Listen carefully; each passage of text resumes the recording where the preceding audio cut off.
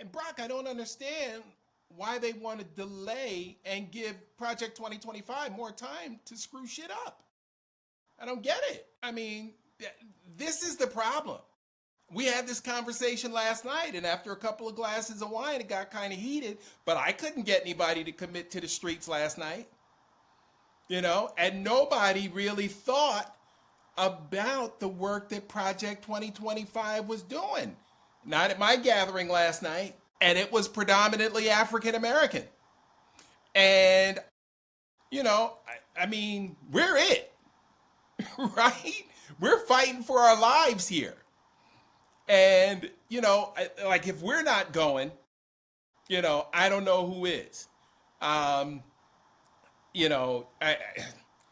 people just not personally affected yet? They don't think it's that bad yet? No. I mean, I got a close family member who's supposed to be getting laid off next month in the construction industry. And America's supposed to be hot. That means we're building. Why is there no work? Why is there no work? Right? I drove by 4 or 5 projects on one thoroughfare today. All of them are active, but some of them are coming to a halt. You know why? Because they got nobody to wear those vests and direct traffic and to pull those trucks in. They got no workers. They got no workers. I mean, how do you think you're gonna? Okay, you wanted an economy where you had cheap labor.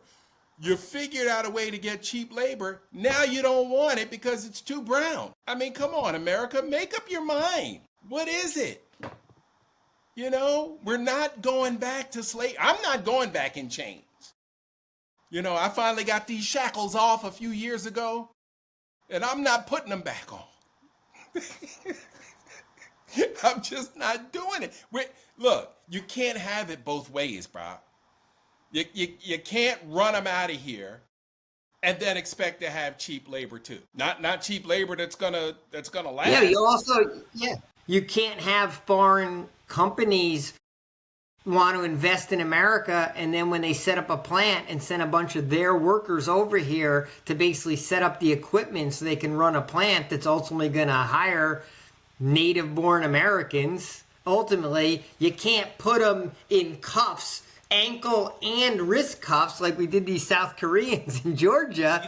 And basically now the South Korean government has to come over here to get their people out of here. They're not going to, no South Korean company is going to invest another dime into America.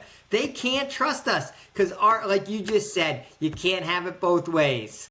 You can't want to have an economy that hums along with a strong, affordable labor source and also want just white faces smiling at you all day long. Either you're going to have diversity or you're going to have either you want an economy that works with diversity or you want to have an economy that tanks all white. And I guess that's where Project 2025 is ultimately going to fall down.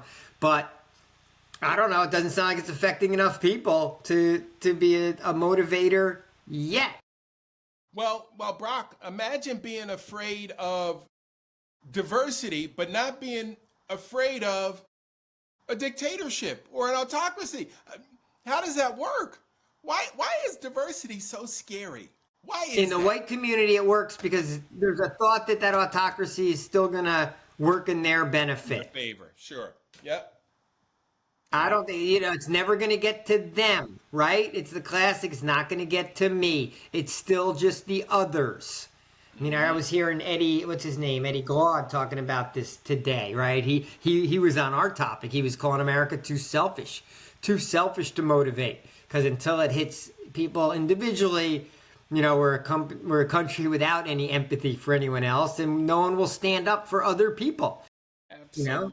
And that makes easy pickings for Project 2025 and autocracy. We're easy targets because we're one at a time.